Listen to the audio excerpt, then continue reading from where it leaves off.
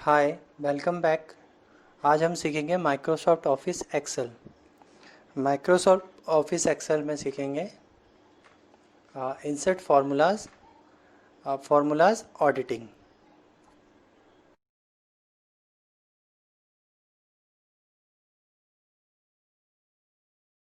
चलिए प्रैक्टिकली करते हैं फार्मूला कैसे इंसर्ट करते हैं। तो सबसे पहले हमें रिबन में फार्मूलाज में जाना है। तो यहाँ पे हमें रिबन में दिख रहा है कि हमारे अलग अलग फंक्शंस, जैसे कि ऑटो फंक्शन यानी auto sum, financial, logical, text, date, lookup, math and more options. तो हम शुरू करते हैं ऑटो फंक्शन से। तो कोई भी हमें फंक्शन यूज़ करने के लिए सबसे पहले हमें जहाँ पे हमें फंक्शन चाहिए उस पे जाना है, क्लिक करना है। फिर हमें आना है ऑटो फंक्शन में और यहाँ पे हमें सेलेक्ट करना है। तो टोटल करना है, तो टोटल के लिए हम लोग सम का यूज़ करते हैं। तो सम पे क्लिक करते ही ये ऑटो जो है आपका एरिया सेलेक्ट कर लेगा। देन हमें निकालना है एवरेज। तो एवरेज के लिए भी ऐसे ही जाना है, ऑटो सम में एवरेज सेलेक्ट करना है। यहाँ पे हमारा एरिया, तो एरिया में हमारा ये टोटल भी एरिया है, तो इसे भी हम कम कर देते हैं। एवरेज बेसिकली हम लोग निकालते हैं कि हमारा औसत क्या है किसी भी डेटा में। जैसे कि एक साल का खर्चा है, तो एक साल में हमारा सालाना खर्चा में देखेंगे हमारा औसत खर्च क्या है, वो निकालने के लिए हम लोग एवरेज फंक्शन का यूज़ करते हैं।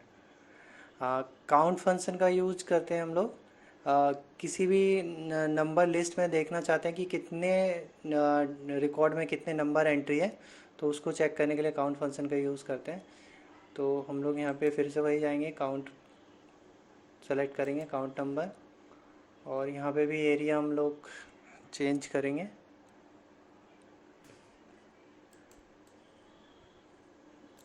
ये एरिया है, इतने में चेक कर लिया। तो अभी बता रहा है कि हमने कितने नंबर एंट्री कर रखा है, 10। अगर मैं इसमें से 2 नंबर डिलीट कर देता हूँ तो ये बता रहा है कि कितने नंबर यहाँ पे अवेलेबल हैं। तो यहाँ पे 10 नंबर थे, तो अब इसमें 2 नंबर मिसिंग है, तो यहाँ पे काउंट कितना बता रहा है, 8। इसी प्रकार नेक्स्ट फंक्शन है मैक्स। मैक्स में मैक्सिमम नंबर बताता है और मिनिमम में मिनिमम नंबर बताता है। चलो इनको भी इंसर्ट करके देख लेते हैं एक बार। तो यहाँ पे क्लिक करना है, सिंपल वही जाना है मैक्स, और फिर एरिया सेलेक्ट करना है हमें।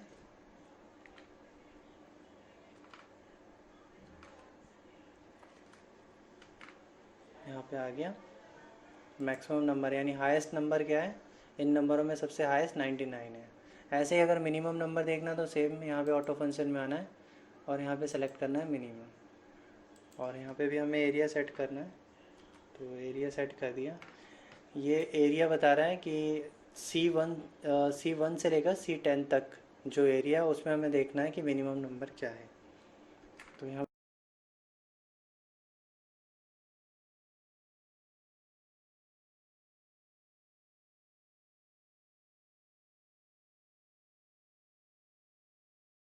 अब है हमारा टॉपिक फाइनेंशियल। फार्मूलाज में जाना है हमें, फाइनेंशियल में, और फाइनेंशियल ऑप्शन का यूज़ करना है। चलिए देखते हैं, इसमें कई सारे फार्मूले हैं जिसमें से हम कुछ यूज़ करेंगे यहाँ पे। तो फाइनेंशियली का फार्मूला हम जो यूज़ करते हैं वो इंस्टॉलमेंट या लोन अमाउंट के ऊपर करते हैं।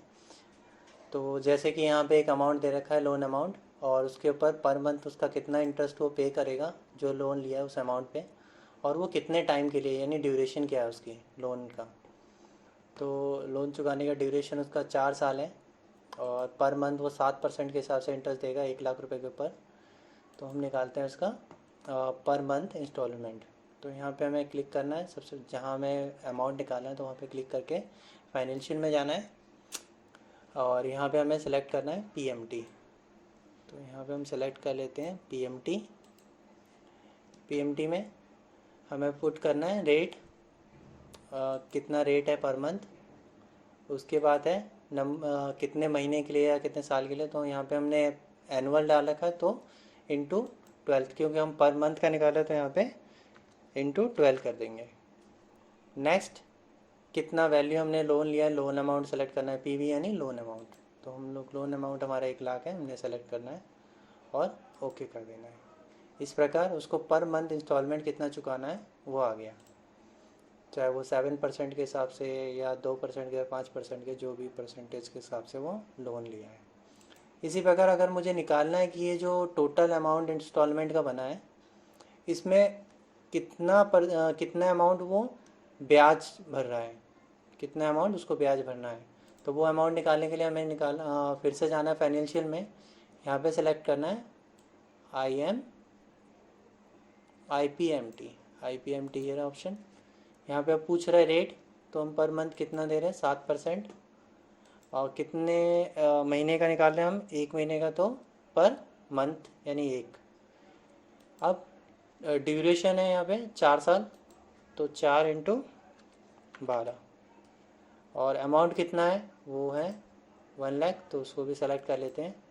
इस तरीके से पता चलेगा कि इसका लोन अमाउंट का इंटरेस्ट कितना है, 7,000। अब हम निकालते हैं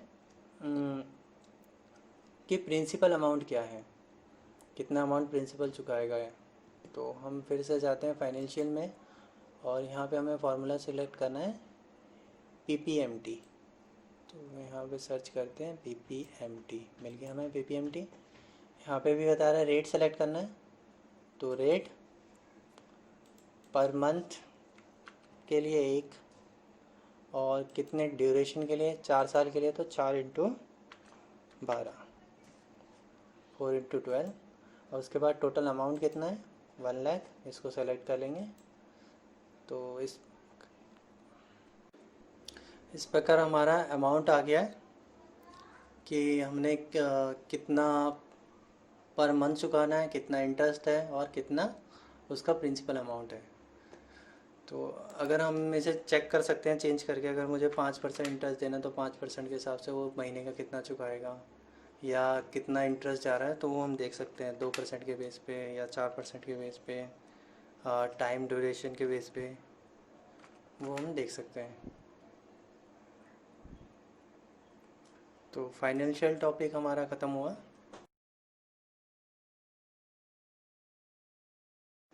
अब आते हैं लॉजिक फंक्शन में। लॉजिक फंक्शन में कई सारे फंक्शन हैं, जैसे कि and, false, if error, if N A, not, or, true, XOR. ये सारे कुछ कंडीशन चेक करने के लिए यूज़ करते हैं अलग अलग। जैसे मैं आपको एक दो बता देता हूँ। जैसे एंड ऑप्शन, एंड का यूज़ करते हैं हम दो अलग अलग लॉजिक को टेस्ट करने के लिए, जिसमें कि एंड में ये होता है कि दोनों कंडीशन ट्रू होगा तो ट्रू होगा, और दोनों कंडीशन फॉल्स होगा तो फॉल्स होगा। अगर एक भी फॉल्स होता है और एक ट्रू होता है तो भी फॉल्स ही होगा। इसी तरीके से नॉट है, एक फंक्शन है। इसमें हम लोग क्या करते हैं, जो फॉल्स है उसको ट्रू करता है, जो ट्रू है उसको फॉल्स करता है। ठीक है। और में है कि कोई भी एक कंडीशन अगर ट्रू है तो वो ट्रू माना जाता है। इसी तरीके से इफ़ है, इफ़ में हम लोग बेसिकली लॉजिक टेस्ट करते हैं कि अगर कंडीशन ट्रू है तो क्या आउटपुट आना चाहिए, और कंडीशन फॉल्स है तो क्या आउटपुट आना चाहिए। तो सबसे पहले मैं आपको बता देता हूँ, इफ़ फंक्शन समझाता हूँ। तो एक मिनट पहले मैं इफ़ कहाँ लगाना है, मुझे यहाँ पे लगाना है टेस्ट में। तो मैंने यहाँ पे एक बना रखा टेबल, इसमें यूज़ करते हैं हाँ लॉजिक पे इफ़ फंक्शन का यूज। सबसे पहले हमारा लॉजिक क्या है, तो हम टेस्ट कर रहे हैं कि बी जो है बी से बड़ा है ए, तो इसलिए पहले ए लेंगे, उसके बाद ग्रेटर देन बी।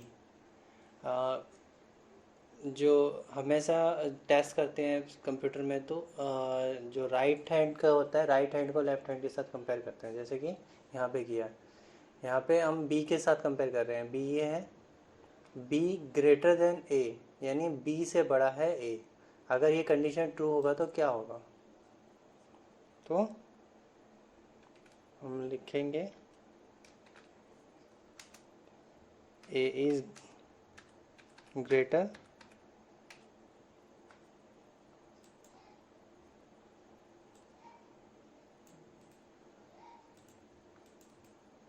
और अगर ये फॉल्स हुआ तो क्या होगा, बी इज ग्रेटर। इफ़ फार्मूले में जो हम जब भी कोई आउटपुट देते हैं, यानी इसका जो ट्रू वैल्यू और फॉल्स वैल्यू देते हैं, इसको हमेशा डबल इन्वर्टेड कॉमा में लिखा जाता है, जैसे कि यहाँ पे लगा हुआ डबल इन्वर्टेड कॉमा में। अब यहाँ बता रहा है कि ए इज़ ग्रेटर, क्योंकि बी से ए बड़ा है। अगर हम इसे छोटा कर देते हैं बी से, देखो बी इज़ ग्रेटर, यानी यह जो है लॉजिक टेस्ट कर रहा है।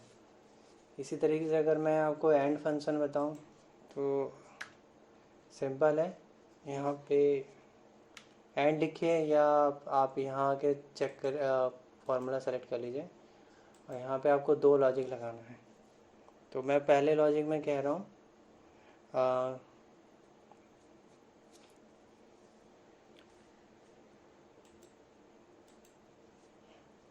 ए ग्रेटर देन बी, और दूसरे में लगा रहा हूँ मैं, इसमें हम मल्टीपल लॉजिक टेस्ट कर सकते हैं, जिसमें सारी कंडीशन ट्रू होता है तो तभी ट्रू आउटपुट आता है। तो अब मैं अगला कंडीशन लगा रहा हूँ कि हमने पहले में लगाया कि बी से ए बड़ा है, तो यहाँ पे मैं लिख रहा हूँ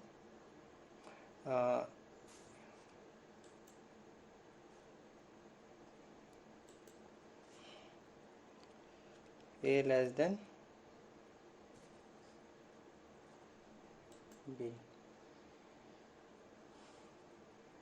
यहाँ पे लिखा मैंने, यहाँ पे लिखा था मैंने क्या, बी से ए बड़ा है, ठीक है, और यहाँ पे ए से बी छोटा है, ठीक है। तो कंडीशन फॉल्स आ रहा है, क्योंकि हमने जो दिया आउटपुट वो, अब जैसे ही हम 26 देंगे तो यहाँ पे अभी भी हमारा लॉजिक जो है ट्रू नहीं है। ओ, हमने यहाँ पे सेम सेलेक्ट कर लिया है।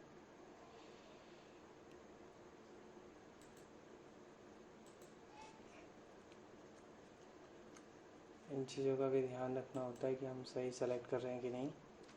अब देखिए कंडीशन हमारा ट्रू हो गया है, और जैसे मैं इसको एक को फॉल्स करता हूँ,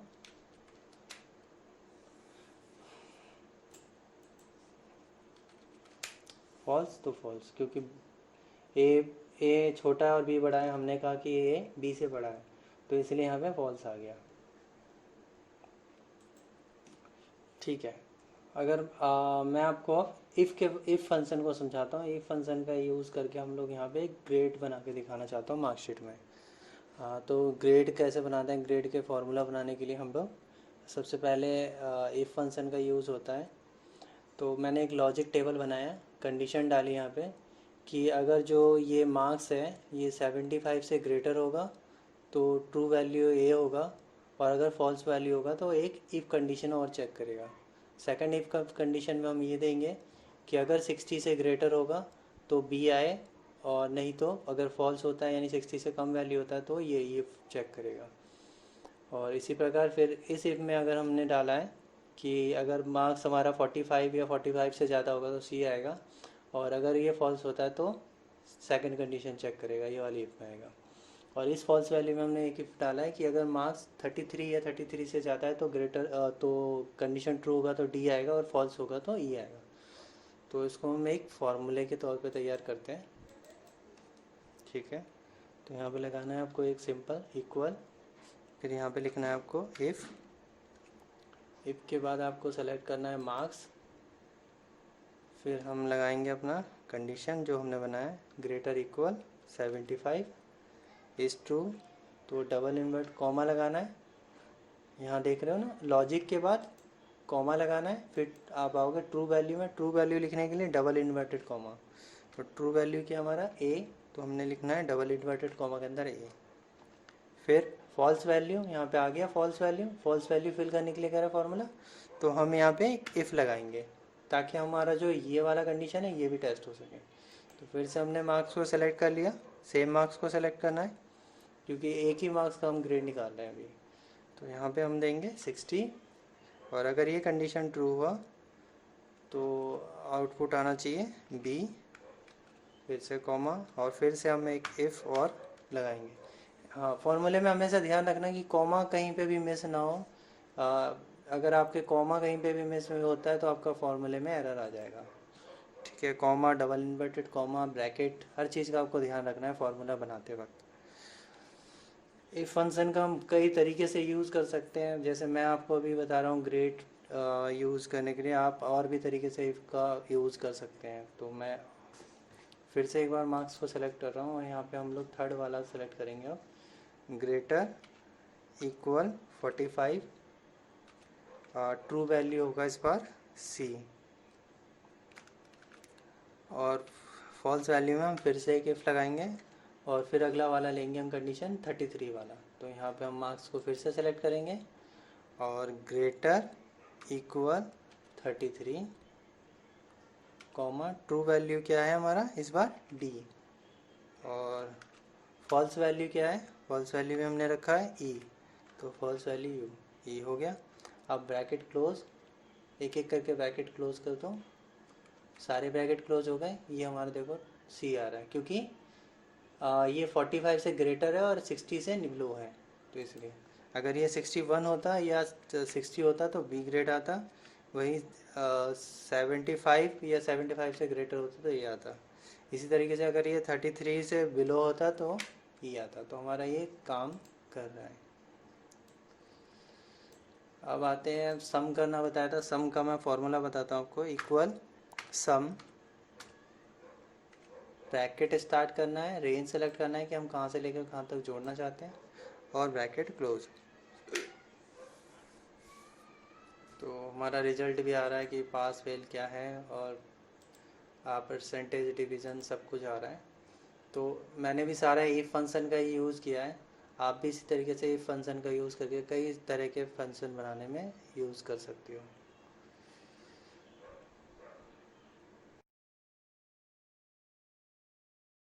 अब हम टैक्स फार्मूला का यूज़ करेंगे। तो टैक्स में जाना है और यहाँ से टैक्स फंक्शन को सेलेक्ट करना है। यहाँ पे दो फील्ड आया है कि फिल करना है, एक वैल्यू और एक फॉर्मेट, कि क्या वैल्यू है और किस फॉर्मेट में चाहते हैं।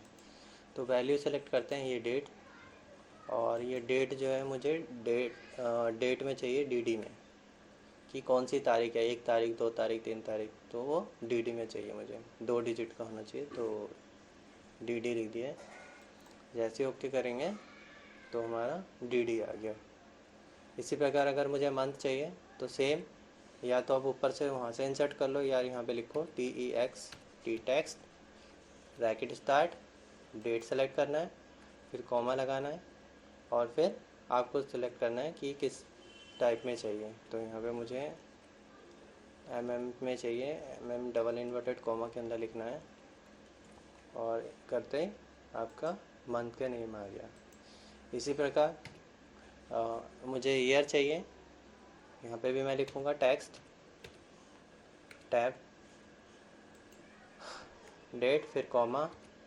अब मुझे ये क्या ईयर में कितने डिजिट का दिखाना है, मान लो मुझे 2 डिजिट का दिखाना है, तो डबल इन्वर्टेड कॉमा के अंदर 2 बार वाई लिख के फिर डबल इन्वर्टेड कॉमा लगा के क्लोज कर देंगे। तो ईयर जो है 2 डिजिट में आ रहा है। अब अगर इसे मुझे 4 डिजिट में दिखाना है तो यहाँ पे एक वाई और बढ़ाना होगा मुझे फॉर्मूले में। तो इस प्रकार पूरा जो ईयर है वो कंप्लीट दिखेगा। अब मुझे मान लो कि कौन सा डे है, 5 तारीख को कौन सा डे है, 5 जनवरी कौन सा डे था, अगर वो जानना है तो यहाँ पे मुझे लिखना होगा फिर से इक्वल टेक्स्ट, ब्रैकेट स्टार्ट करना है, डेट सेलेक्ट करना है, फिर कॉमा डालना है, और उसके बाद हमें डबल इन्वर्टेड कॉमा के अंदर डी लिखना है 3 बार। 3 बार लिखने से 3 डिजिट में डेट बताएगा, यानी संडे का शॉर्ट दिखाएगा, मंडे का शॉर्ट दिखाएगा, ट्यूसडे जो भी डे है उसका शॉर्ट 3 डिजिट में दिखाएगा। अगर इसे मुझे कंप्लीट दिखाना है तो यहाँ पे टैक्स में एक डी और बढ़ाना होगा, यानी 4 डिजिट करनी होगी, 4D करना पड़ेगा। तो इस प्रकार क्या होगा, हमारा जो डेट है वो कंप्लीट आ जाएगा। तो टैक्स का यूज़ और भी है, मैं एक टैक्स का यूज़ और आपको बताता हूँ। जैसे कि देख रहे हो ये एक लिस्ट है जिसमें सेल्स अमाउंट लिखा हुआ है, और ये कोई 5 डिजिट का है, कोई 6 डिजिट का है, कोई 7 डिजिट का है, कोई 8 डिजिट का है ना। तो मुझे ये सारे जो है ना इक्वल दिखना चाहिए, यानी सभी नंबर जो है 8 डिजिट में होना चाहिए। तो उसके लिए भी हम लोग टैक्स का यूज़ करते हैं। मैं आपको दिखा रहा हूँ कैसे। यहाँ पे आपको लिखना है टैक्स, टैक्स के बाद आपको अमाउंट को सेलेक्ट करना है, कॉमा, डबल इन्वर्टेड कॉमा के अंदर आपको जितने डिजिट में दिखाना है, मुझे 8 डिजिट दिखाना है तो मैं 8 जीरो लूँगा, 1 2 3 4 5 6 7 8 और डबल इन्वर्टेड कॉमा लगा के ब्रैकेट क्लोज। इस प्रकार जो है ये आपके ये इतने 8 डिजिट में दिखने लग जाएगा।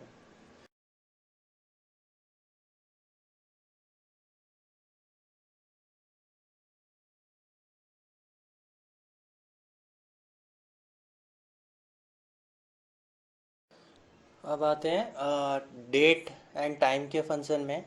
तो मैं कुछ आपको बेसिक फार्मूला बता रहा हूँ इसमें। जैसे कि मुझे अगर करंट डेट चाहिए कि आज का डेट क्या है, तो यहाँ पे आपको सेलेक्ट करना है टुडे और एंटर करना है, आपको आज का डेट मिल जाएगा।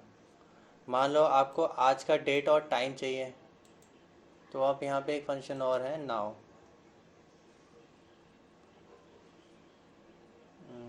नाउ इससे करंट डेट और टाइम बता देता है। इसी प्रकार डिफरेंट डिफरेंट फार्मूले हैं जिसमें मैं आपको बताने जा रहा हूँ वर्क डे फार्मूला कैसे यूज़ करते हैं। तो वर्क डे फार्मूला जो है ये एक फ्यूचर डेट बताता है, यानी वर्किंग डे काउंट करके बताता है।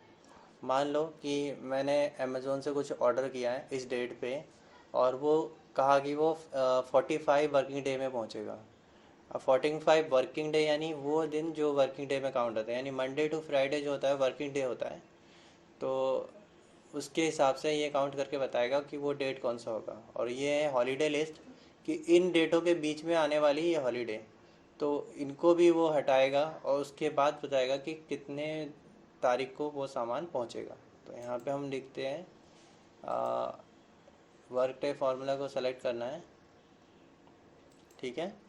अब यहाँ पे स्टार्ट डेट यानी किस डेट से ऑर्डर किया गया,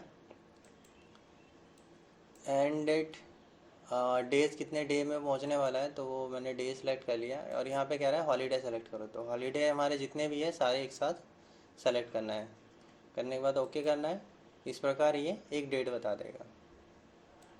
अगर मैं मैनुअली फार्मूला पुट करना चाहूँ वहाँ से ना करके, अगर मुझे फार्मूला याद है, अगर मुझे फार्मूले का नाम याद नहीं है तो मैं यहाँ से इंसर्ट करूँगा। अगर मुझे याद है तो मैं यहाँ लिखूँगा इक्वल वर्क डे। तो देखोगे कि आप फार्मूला जब लिखोगे तो आपको नीचे से सजेस्ट करने लगेगा। आपने फार्मूला यहाँ सेलेक्ट किया, फिर यहाँ पे स्टार्ट डेट कॉमा डेज, यहाँ पे भी देख रहे होंगे कि सजेस्ट कर रहा है कि पहले स्टार्ट डेट सेलेक्ट करना है, फिर डे सेलेक्ट करना है, फिर हॉलीडे सेलेक्ट करना है, और इनके बीच में क्या होना चाहिए, कॉमा। तो मैंने यहाँ पे कॉमा कॉमा लगाया। अब मुझे सेलेक्ट करना है हॉलीडे, तो इस प्रकार हॉलीडे सेलेक्ट करने के बाद ब्रैकेट क्लोज, आउटपुट आ जाएगा। तो यहाँ पे हम अगर इसका डे करके देखेंगे तो देखो कि डेट अपने आप चेंज हो रहा है कि वो 2 वर्किंग डे में होगा तो कौन सा डेट होगा, और 5 वर्किंग डे या 7 वर्किंग डे या 8 वर्किंग डे होगा या 15 डेज होगा तो कौन सा डे होगा। तो ये तो हो गया डेट से रिलेटेड फंक्शन।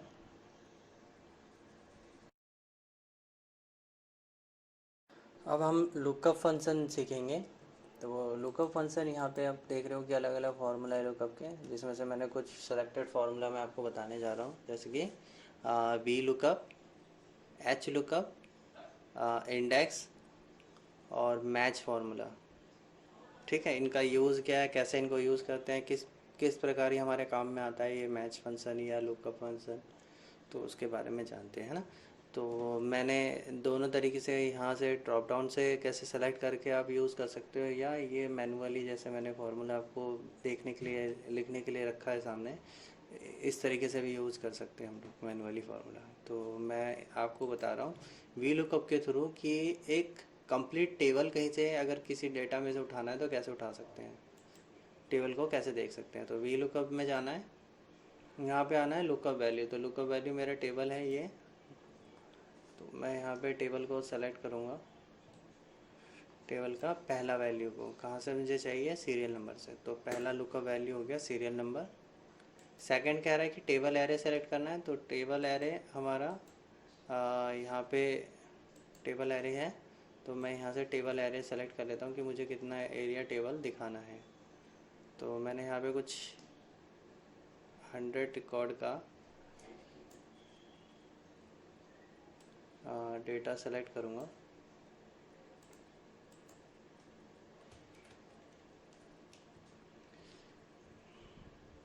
मैं पूरा टेबल तो नहीं उठा रहा हूँ, मैं आपको भी 100 रिकॉर्ड उठा के दिखा रहा हूँ। तो ये 100 रिकॉर्ड मैंने सेलेक्ट कर लिया है टेबल का। अब कह रहा है कि कॉलम इंडेक्स नंबर, क्योंकि हमें पूरा टेबल चाहिए तो हम स्टार्टिंग से शुरू करेंगे, तो कॉलम नंबर जो होगा वो 1 से शुरू करना है। इसके बाद है लुकअप रेंज, कि हमें डाटा कौन सा चाहिए। यहाँ पे मैंने बोला है ना मेथड जो ट्रू एंड फॉल्स है। ट्रू जो होता है सिमिलर डाटा दिखाता है, यानी अगर नंबर की बात करें तो वो मिलता जुलता डाटा है, या नाम की बात करें जैसे कि राम है और राम कुमार है तो उससे सिमिलर चीज़ों को उठाता है, ठीक है। फॉल्स में एक्यूरेट, अगर हमने 5 डिजिट में लिखा है कि राम, तो राम ही उठाएगा। राम के बाद अगर स्पेस भी है तो उसे वो इनवैलिड बताएगा, ठीक है। तो यहाँ पे हम लोग लेंगे फॉल्स कंडीशन। तो यहाँ पे मैं लिख रहा हूँ, या तो आप 0 लिख सकते हो या आप फॉल्स लिख सकते हो, दोनों में से एक चीज़ लिख सकते हो। तो मैं आपको फॉर्मूला में यहाँ पे मैंने फॉल्स और ट्रू लिखा है, तो मैं यहाँ पे भी आपको फॉल्स लिख के बता रहा हूँ, ठीक है। आप ओके कर देना है। देखो यहाँ पे टेबल का पहला कॉलम का पहला डेटा आ गया है। इसी प्रकार अगर मैं इसे ट्रैक करूँगा तो मेरा पूरा टेबल जो है यहाँ पे इंसर्ट हो गया है। अब कॉलम आ गया। अब मैं डाटा जैसे जैसे ट्रैक करता जाऊँगा, हर फील्ड में जो डाटा है वो डाटा यहाँ पे शो करने लगा है, ठीक है। बिल्कुल सिमिलर जो इसमें है वही आप इसमें देख पा रहे हो टेबल में, कोई फ़र्क नहीं है। ये आप सोच रहे होंगे कि यहाँ पे एन क्यों आ रहा है, क्योंकि वहाँ पे जो है डेटा जो है वहाँ पे नहीं है। ये नॉट एनालाइज कह रहा है कि उस जगह में कोई डेटा नहीं है। हम चेक कर सकते हैं रितु का ईमेल आईडी। तो यहाँ पे आते हैं हम लोग, तो यहाँ पे देख रहे हो कि ईमेल आईडी है ही नहीं। तो ईमेल आईडी नहीं है, यहाँ पे ब्लैंक है, इसलिए वहाँ पे भी ब्लैंक बता रहा है। ये तो हो गया वी लुकअप फॉर्मूला, हमने अभी सीखा। अगर इसे मैन्युअली यूज़ करना है तो कैसे करेंगे। तो मैं पहले इसको डिलीट कर देता हूँ, इस डाटा को, और यहाँ पे मैं दोबारा मैन्युअली यूज़ करने वाला हूँ फॉर्मूला को। यहाँ पे लिखा मैंने वी लुकअप। अब कह रहा है लुकअप वैल्यू, तो फिर मुझे उस टेबल पे जाना होगा जहाँ से मेरे को डाटा चाहिए। तो लुकअप वैल्यू क्या था, सीरियल नंबर। और उसके बाद हमें एंटर करना है टेबल एरे। तो यहाँ पे मैं टेबल एरे सेलेक्ट करने जा रहा हूँ। जितना मुझे टेबल चाहिए मैं छोटा सा ले रहा हूँ ताकि कम टाइम लगे। तो मैंने टेबल एरे सेलेक्ट कर लिया। अब कॉमा लगाते ही बोल रहा है column index number. Column index number क्या है, मैं 1 से चाहता हूँ तो 1, कॉमा लगाते ही अब बता रहा है फॉल्स या ट्रू चाहिए। तो देखो यहाँ पे भी बता रहा है कि आपको ट्रू यानी अप्रॉक्सीमेट मैच चाहिए या एग्जैक्ट मैच चाहिए। तो हमें हमेशा एग्जैक्ट मैच ही काम आता है हर जगह। तो हमें लेंगे यहाँ पे एग्जैक्ट मैच यानी फॉल्स। तो सेलेक्ट कर लिया मैंने फॉल्स, ब्रैकेट क्लोज, एंटर। तो आप देख रहे हो कि इसमें मैनुअली हमने किया, और इस प्रकार देखो आपका जो टेबल है वो इंसर्ट हो गया है। वी लुकअप फंक्शन का फ़ायदा ये होता है कि जो हमने यहाँ पे डाटा उठाया है इसको यूज़ करने के लिए, इस डाटा में अगर कोई भी कुछ भी डिलीट होता है तो हमारा जो मेन डाटा है वो डिलीट नहीं होगा, ठीक है। जैसे एक शॉर्टकट लेते हैं ना हम लोग, शॉर्टकट बनाते हैं और उस शॉर्टकट का यूज़ करते हैं, उसमें कुछ भी चीज़ें शॉर्टकट डिलीट कर दे तो हमारा मेन फाइल डिलीट नहीं होता। तो ये भी एक प्रकार का उसका डेटा हमें व्यू करा रहा है। व्यू लुकअप डेटा हमें व्यू कराता है। तो हम व्यू कर रहे हैं लेकिन इस डेटा को हम छेड़ नहीं सकते, यानी इसको डिलीट करेंगे तो हमारे यहाँ से फंक्शन डिलीट हो जाएगा लेकिन हमारे मेन डाटा पे कोई फ़र्क नहीं पड़ेगा। इसी प्रकार एच लुकअप है, जैसे ये हॉरिजेंटली वर्टिकली ढूंढता है वैसे ये हॉरिजेंटली ढूंढता है। यानी यहाँ पे हम लोग कॉलम इंडेक्स नंबर बता रहे थे, उसमें हमें रो इंडेक्स नंबर बताना होगा। तो इसको डिलीट करते हैं, और यहाँ पे मैं आपको बताता हूँ एच लुकअप कैसे यूज़ करते हैं। तो यहाँ पे आना है लुकअप फंक्शन में, एच लुकअप यहाँ से सेलेक्ट कर सकते हो आप, या आप मैनुअली लिख सकते हो। तो एच लुकअप यहाँ सेलेक्ट किया, यहाँ पे बता रहा है आपको लुकअप वैल्यू। तो हम इस टेबल में दोबारा जाते हैं, लुकअप वैल्यू हमारा क्या था, सीरियल नंबर है ना। तो हम सीरियल नंबर सेलेक्ट कर लेंगे। इसके बाद कह रहा है टेबल एरे, तो टेबल एरे भी हम उसी में से सेलेक्ट करेंगे, वही हमारा टेबल है। हमें ऐसा ध्यान रखना है कि आप जहाँ से शुरू कर रहे हो और डेटा सेलेक्ट कर रहे हो, वैल्यू सेलेक्ट कर रहे हो, उसी के अकॉर्डिंग आपका वो टेबल होना चाहिए। चलिए, मैंने इसमें भी 50 रिकॉर्ड सेलेक्ट कर लिया है।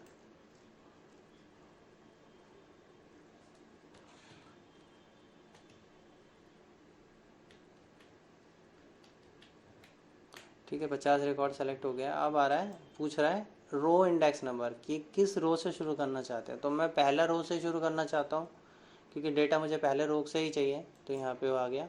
इसके बाद सेम इसमें भी पूछेगा वही कि आप एग्जैक्ट डाटा देखना चाहते हो, क्या देखना चाहते हो। तो हम देखना चाहते हैं एग्जैक्ट, तो यहाँ पे हम 0 लिख सकते हैं या फॉल्स लिख सकते हैं। तो फॉल्स लिखने के बाद ओके कर दो, तो यहाँ पे आपका जो टेबल है वो इंसर्ट हो गया। तो इस प्रकार आप ड्रैग करोगे तो सेम देखो, वी लुकअप और एच लुकअप में कोई फ़र्क नहीं है, सिर्फ एक हॉरिजेंटली ढूंढता है तो एक वर्टिकली ढूंढता है। इन दोनों में सिर्फ इतना ही डिफरेंस है, बाकी कुछ नहीं है। ठीक है, अब आते हैं हम लोग मैच फंक्शन में।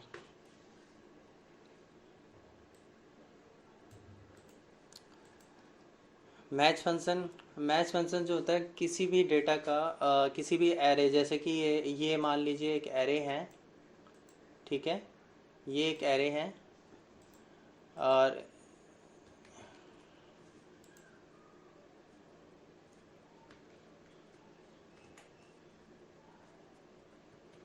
ये एक एरे है, और इस एरे में ये जो कंप्लीट एरे है, आपको जानना है कि जेंडर किस कॉलम नंबर पे है। यानी ये यहाँ से लेकर 1 2 3 4 5 6 7 8 9 10, मान लो ये 10वें पोजीशन में है। लेकिन अगर हमारे पास डाटा बहुत बड़ा है और हमें उसकी लोकेशन या उसके कॉलम नंबर या रो नंबर पता लगाना है उस एरे में, तो हमारे लिए मुश्किल होगा कि ज़्यादा डाटा है तो हम कैसे काउंट करें। तो हम लोग एक फॉर्मूले का यूज़ कर सकते हैं मैच फंक्शन का, जिससे पता लग जाता है कि ये किस पोजीशन में है। ठीक है, तो यहाँ पे हम यूज़ करते हैं, यहाँ पे मैं लिख देता हूँ कि मुझे देखना क्या है।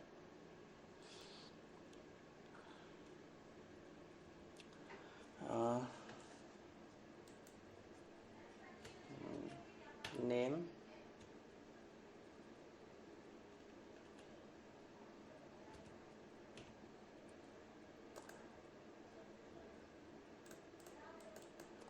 किसके बेसिस पे देखना है मुझे, देखना है नेम देखना है, जैसे नेम की पोजीशन देखना है या कुछ भी देखना है। तो यहाँ पे मैं लिख रहा हूँ इक्वल मैच, या हम वहाँ से इंसर्ट कर सकते हैं लुकअप वैल्यू। तो लुकअप वैल्यू क्या है, नेम है। अब कॉमा लगाया, हमारा एरे लिस्ट, तो एरे लिस्ट को हम सेलेक्ट करेंगे यहाँ पे, और कॉमा लगाने के बाद हमें एक्यूरेट डाटा देखना है, यानी 0 लगाना है। यहाँ पे 2 डाटा है लेस देन। अगर मान लो कि मैच फंक्शन का यूज़ करें हम किसी नंबर टेबल में, जैसे डिस्काउंट टेबल हो गया, इनमें हमें मान लो कि मुझे देखना है कि 5000 से नीचे वाले में क्या देना है, या 5000 से ऊपर वाले को क्या देना है, या अगर 5000 होता है उसमें क्या देना है। तो वो एक फंक्शन के लिए हम लोग जो होता है नंबरिंग वाला जो फंक्शन होता है, उसके लिए हम लोग लेस देन और ग्रेटर देन का यूज़ करते हैं। वैसे डेटा के जगह पे तो हम एग्जैक्ट वाला यूज़ करते हैं, यानी 0 का। तो हम यहाँ पे लिखेंगे 0 और एंटर करेंगे। तो ये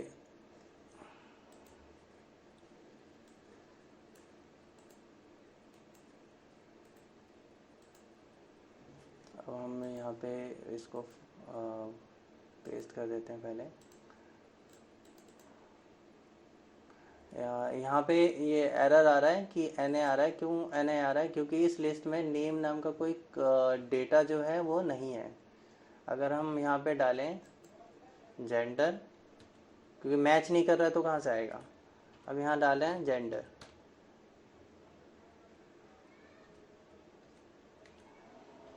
तो जेंडर डालते ही उसकी पोजीशन बता दी कि 10 नंबर पे है जेंडर। या देखना है मुझे कि ईमेल आईडी या PWD कहाँ है। यहाँ लिखा मैंने PWD, तो वो बता रहा है कि PWD है, उसकी पोजीशन क्या है, वो 14वें नंबर पे है। ठीक है, इसी प्रकार इंडेक्स फंक्शन जो है, इंडेक्स फंक्शन ये मैच फंक्शन का बिल्कुल ऑपोजिट है। जैसे मैच फंक्शन बताता है कि उसकी पोजीशन क्या है, तो इंडेक्स बताता है कि उस पोजीशन में क्या है। फॉर एग्जांपल जैसे कि मैं दिखा रहा हूँ यहाँ पे इक्वल लिखा, इंडेक्स फॉर्मूला लिखा, और यहाँ पे मैंने बोल रहा है कि फॉर्मूला कि एरे सेलेक्ट करो, तो मैं यहाँ से एरे सेलेक्ट कर रहा हूँ कि कहाँ से लेकर एरे कहाँ तक है। तो ये एरे मैंने सेलेक्ट कर लिया है। अब मुझे जानना है कि किस पोजीशन में क्या है, तो मैं यहाँ पे ये नंबर डाल रहा हूँ, 14 नंबर को सेलेक्ट कर लिया है और ब्रैकेट क्लोज कर दिया। तो देखो ये बता रहा है कि 14 नंबर पे PWD है। तो अगर मान लो मैं इसे ईमेल आईडी को डालता हूँ यहाँ पे, तो ईमेल आईडी कौन से नंबर पे, 9 नंबर पे, और तो यहाँ पे ये भी बता रहा है कि 9 नंबर पे ईमेल आईडी है। तो देख रहे हो दोनों फार्मूला एक जैसे काम करता है, एक नंबर बता रहा है तो दूसरा उसका पोजीशन बता रहा है। ठीक है, match V lookup, H lookup, आज इतना ही इसमें।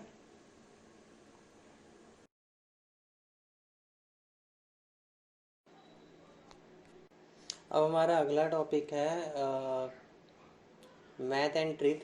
तो मैथ एंड ट्रिक में मैं आपको एक फार्मूले कुछ इसमें से भी बताता हूँ। इस प्रकार आप इनमें से कई सारे फार्मूले यूज़ कर सकते हैं, जिसमें मैं एक आपको बता रहा हूँ सम। सम फार्मूला आपने पहले भी सीखा कि सम में क्या होता है, ओवरऑल जो डेटा होता है उसको कैलकुलेट करने के लिए यूज़ करते हैं। लेकिन मैं इसमें आपको बताने वाला हूँ सम इफ़। सम इफ़ जो है किसी कंडीशन के साथ काउंट करता है। जैसे कि मान लो कि ये डेटा है, हमारा टेबल है, और इसमें मुझे जो ब्रांड है, बहुत सारे ब्रांड देख रहे हो, जैसे रियलमी है, एमआई है, वीवो है, ओप्पो है, सैमसंग है। तो मुझे इसमें देखना है कि टोटल सैमसंग का कितना सेल है। अगर इस लिस्ट में मुझे ओनली सैमसंग का सेल देखना है, तो यहाँ पे मुझे सेलेक्ट करना होगा सबसे पहले ब्रांड लिस्ट, जितने भी हमारे ब्रांड हैं उसका एरे को सेलेक्ट करना है। उसके बाद क्राइटेरिया कि किस ब्रांड के हमें निकालना है सम, तो उस ब्रांड को सेलेक्ट करना है। सेकंड सम रेंज, तो सम रेंज मैंने सेलेक्ट कर लिया, यानी सेल्स, सेल्स ही हमारा अमाउंट है जिसको हमें कैलकुलेट करना है, तो यहाँ पे मैंने सेल्स सेलेक्ट कर लिया। तो रेंज, फर्स्ट रेंज हो गया हमारा ब्रांड, और उस ब्रांड में कौन सा ब्रांड, और उसके बाद हमें उस सम को सेलेक्ट कर, रेंज को सेलेक्ट करना है जिसमें से हमें नंबर को ढूंढ के ऐड करना है। तो वो सेलेक्ट करते ही मेरा यहाँ पे बता रहा है कि एमआई ने टोटल सेल कितना किया है। अगर मुझे इसी का देखना है कि वीवो ने कितना सेल किया है, तो यहाँ पे मैं अगर वीवो लिखूँगा तो वीवो का सेल बताएगा।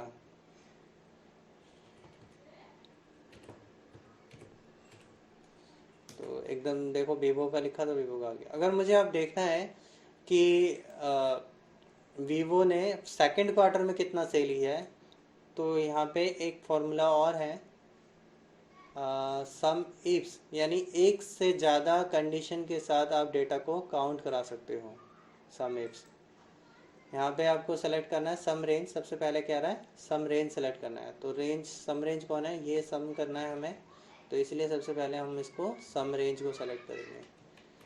ठीक है, इसको सेलेक्ट करने के बाद नेक्स्ट है, बता रहा है क्राइटेरिया रेंज, यानी आपका पहला क्राइटेरिया क्या है, पहला एरिया कहाँ है जिसमें से तुम आप उसको जोड़ना चाहते हो। तो हमारा पहला क्राइटेरिया कि ब्रांड, और ब्रांड में हमारा क्या होगा वो क्राइटेरिया 1 में बताना है। तो ब्रांड में हमारा क्या जोड़ना है, वीवो। इसके बाद पूछ रहा है सेकंड क्राइटेरिया क्या चाहते हैं। हमारा सेकंड क्राइटेरिया क्या था, क्वार्टरली। तो हम क्वार्टरली कॉलम को सेलेक्ट करेंगे। क्वार्टरली कॉलम में हम पूरा डाटा को सेलेक्ट कर लिया हमने, क्वार्टर को। अब क्वार्टरली में कौन सा क्वार्टरली का डाटा हमें देखना है, तो यहाँ पे हमारा क्वार्टरली सेकंड क्वार्टर हमें देखना है, तो सेकंड क्वार्टर सेलेक्ट कर लिया। अगर आप इसको इससे ज़्यादा चाहते हैं तो इसमें और भी ऐड कर सकते हैं। हमें अभी फ़िलहाल दो क्राइटेरिया के बेसिस पे देखना था। फर्स्ट कि वीवो ब्रांड का देखना है और सेकंड क्वार्टर का देखना है, तो वो हमने सेलेक्ट कर लिया। तो अब पता करते हैं कि कितना टोटल आ रहा है। तो ये बता रहा है कि वीवो ने सेकंड क्वार्टर में इतना सेल किया है।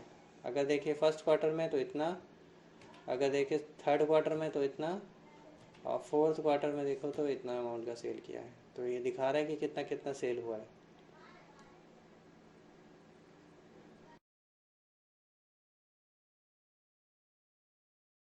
अब है नेक्स्ट फार्मूलाज।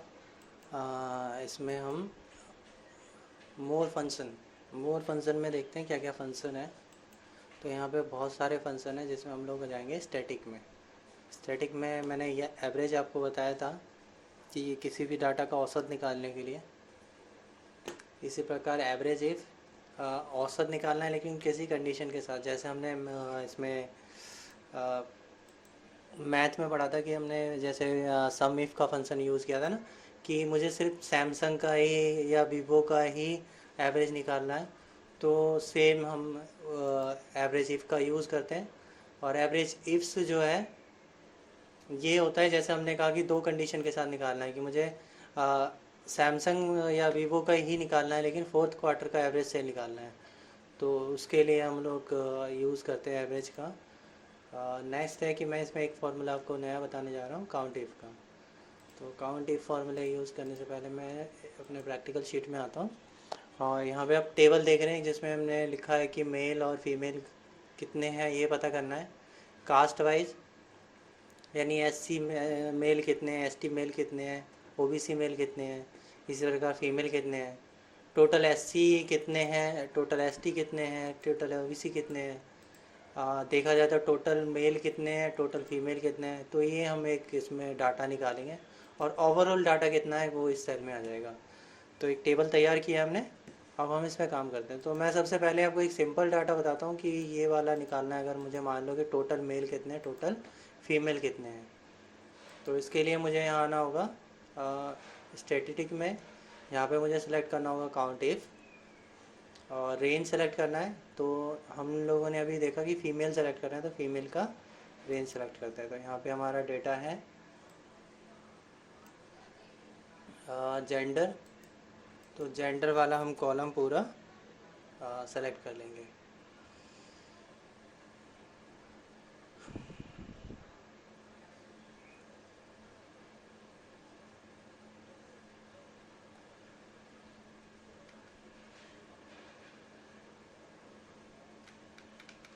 तो डाटा हमारा टोटल सेलेक्ट हो गया है। अब हमें उसमें जेंडर में हमें क्या काउंट कराना है, तो हमें फ़ीमेल काउंट कराना है। तो हम यहाँ पे फ़ीमेल को सेलेक्ट कर लेंगे और ओके करते ही टोटल फ़ीमेल कितना है वो काउंट करके बताती है। इसी प्रकार अगर मुझे जानना है टोटल मेल कितने हैं तो वो भी कर सकते हैं हम लोग। यहाँ पे लिखेंगे formula count if bracket start और रेंज। रेंज क्या है, रेंज सेलेक्ट करते हैं हम यहाँ पे आके जेंडर वाला कॉलम सेलेक्ट करेंगे।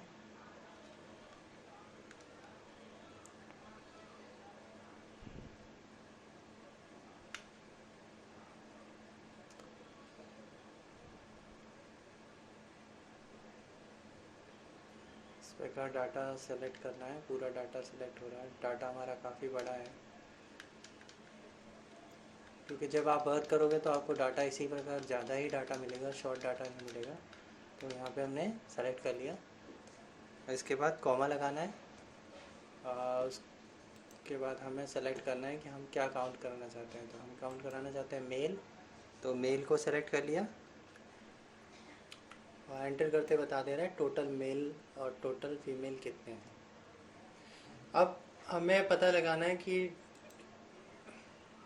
कितने मेल जो है एससी है, कितने एसटी मेल है, कितने ओबीसी मेल है, या इसी प्रकार कितने फीमेल एससी है, एसटी है। हमें कास्ट वाइज पता लगाना है। यानी हम हमारे पास दो कंडीशन आ गया, दो क्राइटेरिया आ गया। फर्स्ट कि वो जेंडर है और दूसरा कास्ट है। तो इसके ऊपर भी हम क्रिएट करेंगे फार्मूला। तो सेम यहाँ पे हम फार्मूला सेलेक्ट करेंगे काउंट इफ्स। इफ़ और इफ्स में फ़र्क यही है कि इफ़ में हम लोग एक कंडीशन के साथ काउंट करते हैं और इफ्स में हम एक से ज़्यादा कंडीशन के साथ डेटा को काउंट कर सकते हैं, डेटा को पता लगा सकते हैं कि वो नंबर ऑफ़ कितना नंबर है। ठीक है, हमने सेलेक्ट कर लिया फार्मूला। यहाँ पे हमें फ़र्स्ट रेंज सेलेक्ट करना है, तो फर्स्ट क्राइटेरिया सेलेक्ट करना है। तो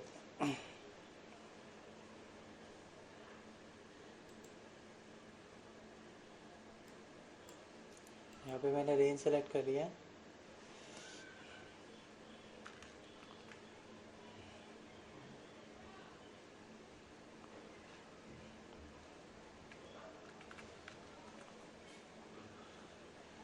J507 तक का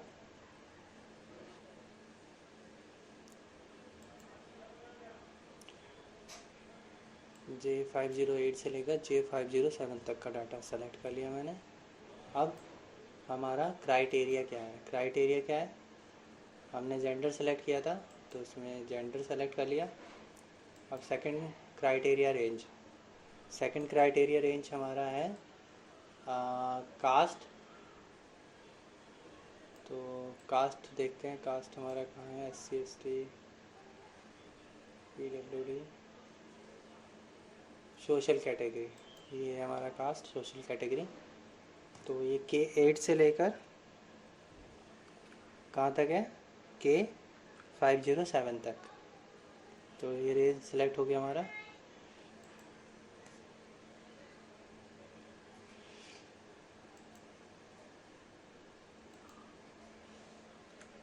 K507 तक का रेंज सेलेक्ट हो गया। अब आते हैं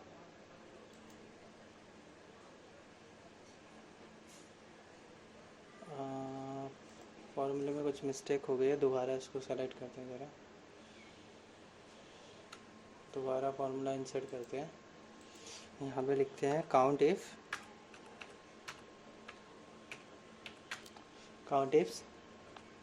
रेंज सेलेक्ट करना है।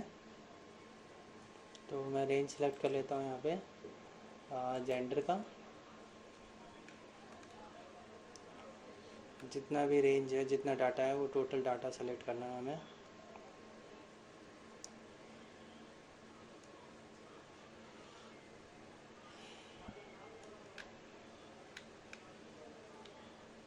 हो गया मेरा data complete select.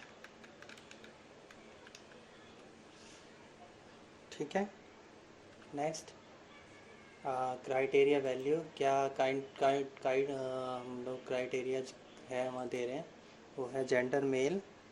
Second criteria range हमारा शुरू यहाँ से सोशल कैटेगरी। तो सोशल कैटेगरी शुरू करेंगे यहाँ से, पूरा ले लेंगे रेंज डेटा।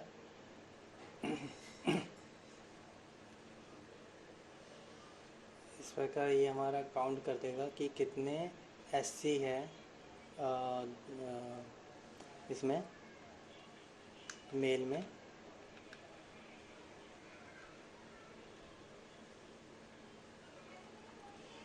तो ये एरिया सेलेक्ट हो गया। अब हम देते हैं क्राइटेरिया, क्या क्या इस क्राइटेरिया में से इसे क्या काउंट करना है। जैसे काउंट करना है SC, तो मैंने SC सेलेक्ट कर लिया। अब यहाँ पे ब्रैकेट क्लोज, एंटर। एरर आ गया है, देखते हैं कि क्या मिस रह गया हमारा।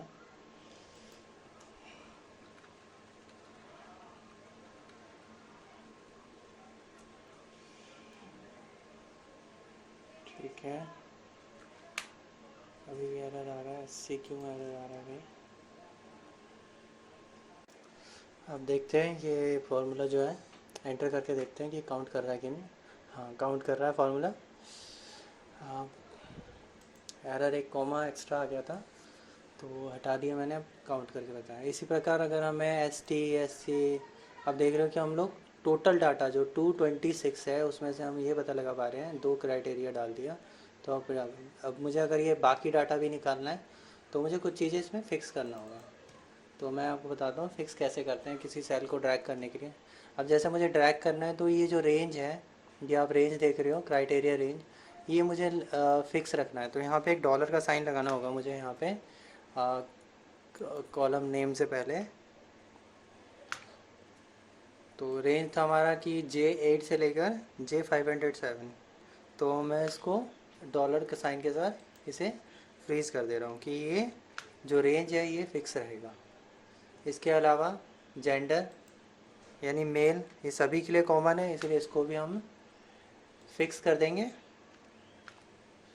इसके बाद आते हैं यहाँ पे हम क्या कहते हैं कास्ट में यानी सोशल कैटेगरी में। तो ये रेंज भी हमें फ़िक्स करना है क्योंकि इसे चेंज नहीं होना है, तो इसे भी हम फिक्स कर देते हैं। इसके बाद यहाँ पे भी इसको भी फिक्स कर देंगे।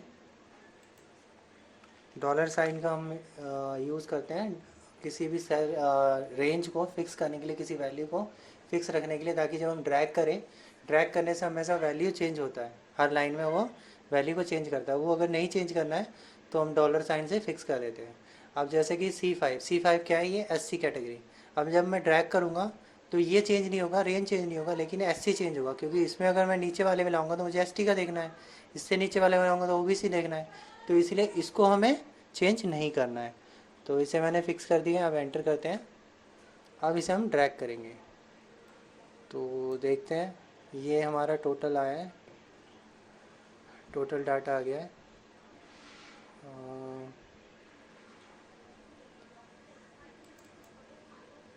ठीक है, ठीक है, ठीक है।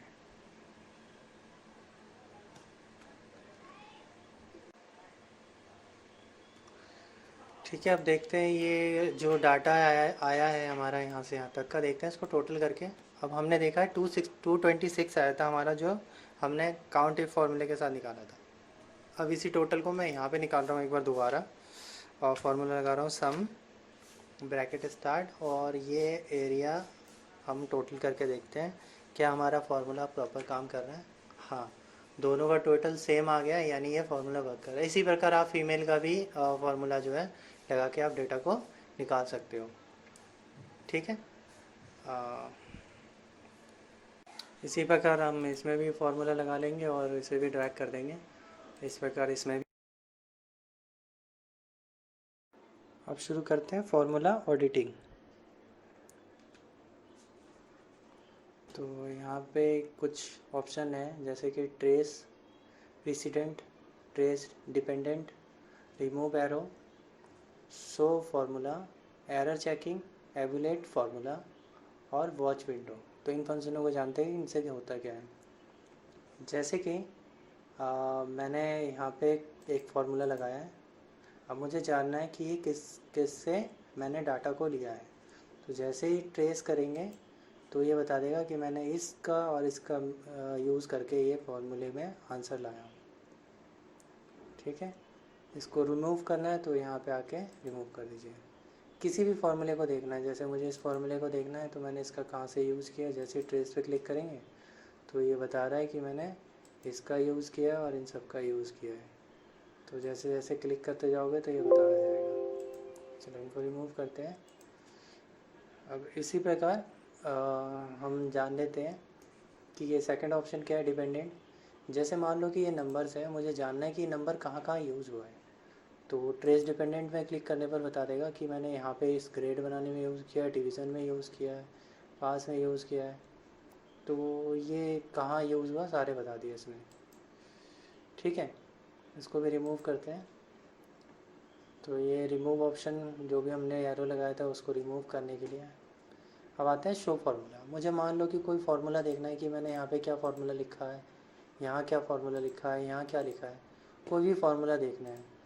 तो जैसे ही मैं इस पर क्लिक करके यहाँ पे शो फार्मूला कर दूँगा तो यहाँ पे ये मुझे पूरा फार्मूला शो कर देगा कि मैंने क्या क्या फार्मूला यूज़ किया है। ठीक है, और फार्मूले कहाँ कहाँ से मैंने सेलेक्ट किया है वो सारा स्टेप दिखा रहा है कि सारे फार्मूले मैंने जो भी जहाँ जहाँ फार्मूला यूज़ किया है वो सब फार्मूला आप देख पा रहे होंगे स्क्रीन पे। चलो फार्मूला शो हिडन कर देते हैं। अब आते हैं एरर चेकिंग। एरर चेकिंग क्या है, जैसे मान लो कि मैंने कोई फार्मूला लिखा है जैसे यहाँ पे, और इसमें कोई स्पेलिंग मिस्टेक है, जैसे एंड में मैंने ये एक्स्ट्रा लगा दिया तो एरर आ गया। अब मुझे ये एरर जांचना है तो यहाँ पे आना है एरर चेकिंग में, एरर चेकिंग। तो यहाँ पे आ गया एरर फार्मूला दिख रहा है, इनवैलिड, यहाँ क्या रहा है, इनवैलिड नेम एरर। इसको हम यहाँ पे भी देख सकते हैं शो कैलकुलेशन स्टेप में जाके। तो यहाँ पे ये दिखा रहा है कि ये हमारा एरर है और बाकी चीज़ें दिखा रहा है कि ये सब सही है। तो स्टेप आउट करते हैं और इसे क्लोज़ करते हैं और यहाँ पे आते हैं एडिट फार्मूले में। जैसे एडिट फार्मूले में क्लिक करेंगे तो यहाँ पे एडिट के लिए आ जाएगा, तो ई को हम हटा के एंड को सेलेक्ट करते हैं तो हमारा फार्मूला ठीक हो गया। ये तो हो गया एरर चेकिंग का।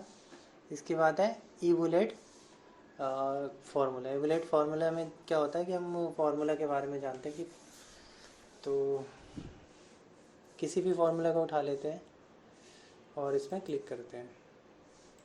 तो यहाँ बता रहे हैं कि मैंने कौन कौन से इसको सेलेक्ट किया है।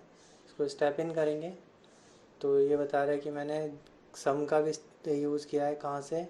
जो H16 है उसका हमने H16 का कैसे निकला, हमने सम का फार्मूला यूज़ करके निकाला, जो कि ये है 16 और इसका है ये। ठीक है, इसको स्टेप आउट करते हैं, फिर करते हैं लास्ट में सेकंड वाला आ गया था, इवोलेट करेंगे तो आउटपुट आ गया। इस प्रकार आप चेक कर सकते हो पूरे फार्मूले को स्टेप बाय स्टेप, और ये चेकिंग होती है आपकी इवोलेट फार्मूले से।